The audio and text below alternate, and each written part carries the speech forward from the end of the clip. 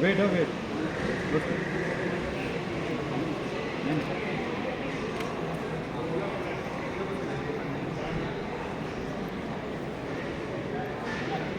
Thank you.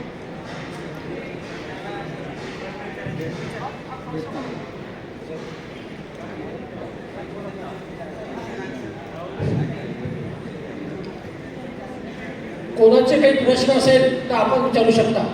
माझ्यासोबत आमच्या सेफ्टीचे expert गाडेसाहेब पण आहेत. गाडेसाहेब प्लीज आपण विचारा. सर प्रश्न असा होता की आम्ही इंजिनिअरिंग कॉलेजमध्ये सध्या शिकायला आहे, गुरु Govind Singh college Nagpur.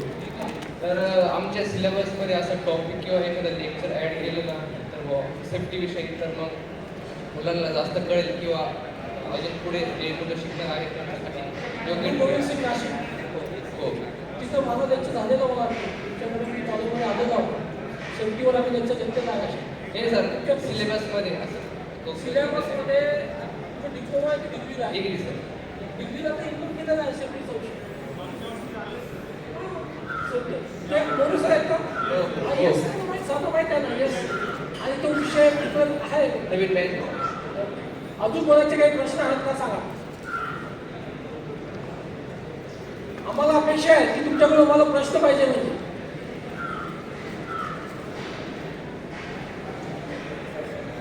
Hello sir, my name is Senil. Apart from SFP, I want to make career in electrical estimating and contracting. So what should I take after BE? Okay. First sir clap for them. Okay. म्हणजे पुढे सरांनी जे आव्हान केलं त्याचा result मला एका दिवसात आहे. Very nice. Actually see if you want to go in the business of electrical contractorship, that is a good one. For that, one thing remember in your mind, you should have perfect practical knowledge. You should search what different kind of knowledge available in the market. Suppose you want to make a single PLCB.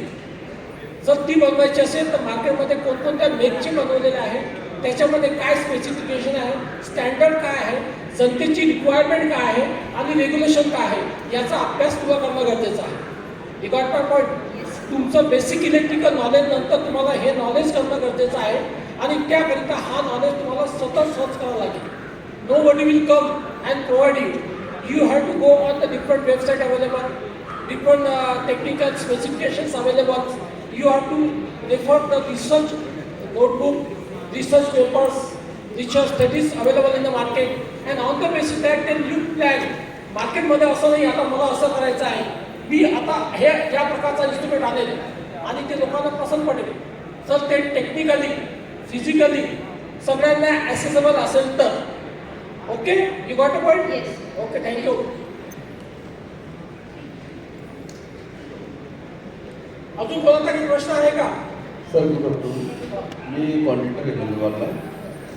कॉलेजला जो समजली का actually त्याच्यामुळे होतात त्या आम्हाला आवडीत म्हणतात कामाबद्दलला ते शॉर्ट वेळचे म्हणतात आम्ही स्पेशल 3 तास द्या 4 तास तरी द्या तर 1 तास 2 तासच अलाउड करतात. मग त्या 2 तासामध्ये किती काय गडबड होते मग त्यांचं काम करताना त्याच्यामुळे ॲक्शन होतात आहे.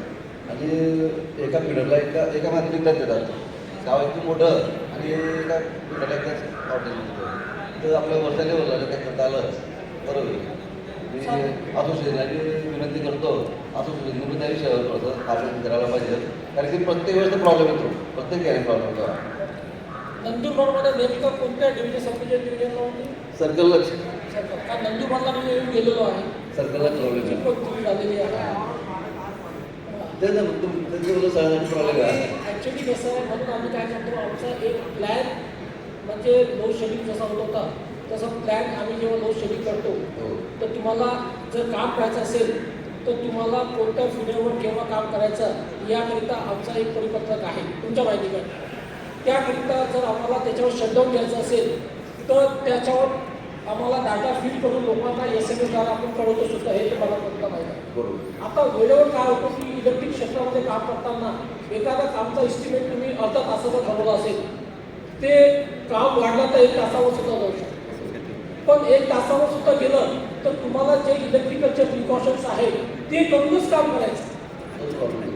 पण नेमकं काय होतं, आता मला वेळ जास्त नसल्यामुळे मी तो विषय घेऊ शकलो नाही. नाही तर माझ्या स्लाईडमध्ये ते सुद्धा होतं की मानवी एरर्स आहेत. मी काय म्हटलं, मोबाईलच्या आधी मी गेलो, मोबाईल चालवताना तुमच्या आधी अपघात बघितलं कसे झालेले आहेत.